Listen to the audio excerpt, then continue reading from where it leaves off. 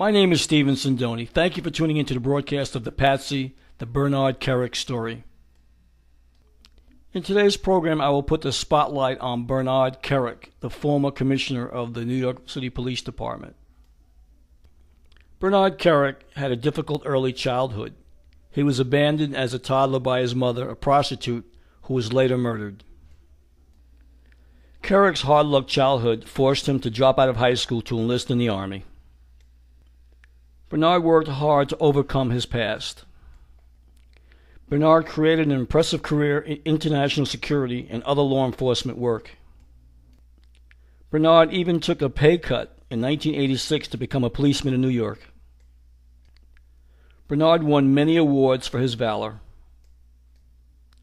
New York mayoral candidate Rudolph Giuliani hired Kerik in 1993 to be his driver and bodyguard. As mayor and a Kerik mentor, Giuliani promoted Kerik to jobs that included running the nation's largest correctional system and the world's largest police department with 55,000 employees. The two Republicans also shared an acclaim for high declines in the city's crime rate and for their leadership following the 9/11 terrorist attacks in 2001. Bernard Kerik was hailed as a hero alongside former Mayor Rudy Giuliani after the September 11th terrorist attacks.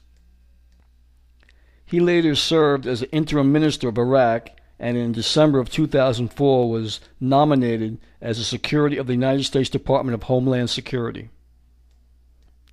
Bernard Kerik was also a member of the 9/11 Commission.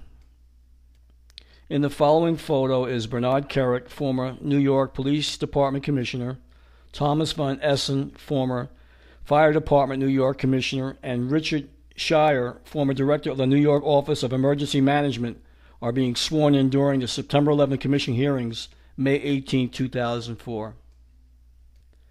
At this hearing were family members, many advocating for increased skyscraper safety and more accountability in the aftermath of the disaster, attending the hearings, sitting through emotional raw footage of the unfolding of the disaster on September 11th.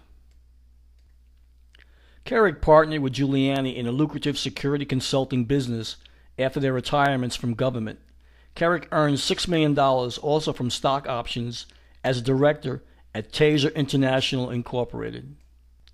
It was at that time that the Taser options made news after the Bush administration nominated Kerik in 2004 upon Giuliani's recommendation to become Homeland Security Secretary. So how is it that a man goes from hero to zero and now is in the fight for his life to stay out of federal prison? I decided to search on the internet to see if I could find Bernard Kerik's phone number and ask the man directly these questions. I began doing a search on the internet, and within a couple of minutes I was able to find Bernard Kerik's phone number on MSN white pages.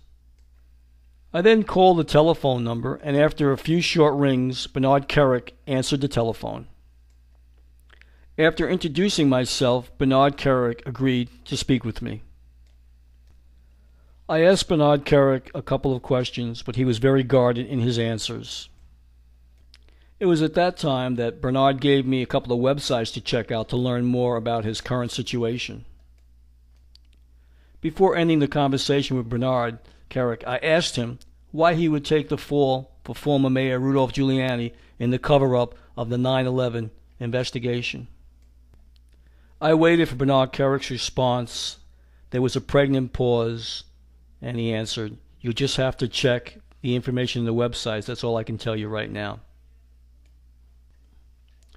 I ended by saying it's time the American people know the truth.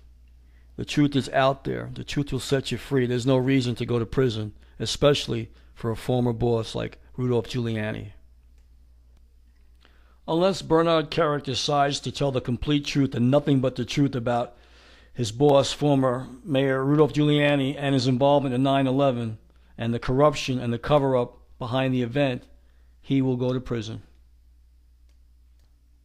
Whatever Bernard Kerik's crimes are or his misdeeds, he has gotten railroaded through the legal process despite spending millions of dollars in his defense. Bernard Kerik has pleaded guilty to 8 felonies and is scheduled to go to federal prison on May 17, 2010. And where are all of Bernard Kerik's powerful friends? Why have they deserted him? And where is Rudolph Giuliani when you need him the most?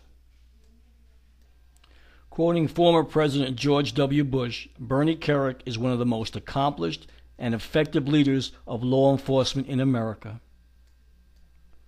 It is my opinion that Bernie Kerik is one of the most naive leaders in law enforcement in America and has become a patsy for Rudolph Giuliani and the New World Order. And in closing, I'd like to thank everyone for listening to The Patsy, the Bernard Kerik story.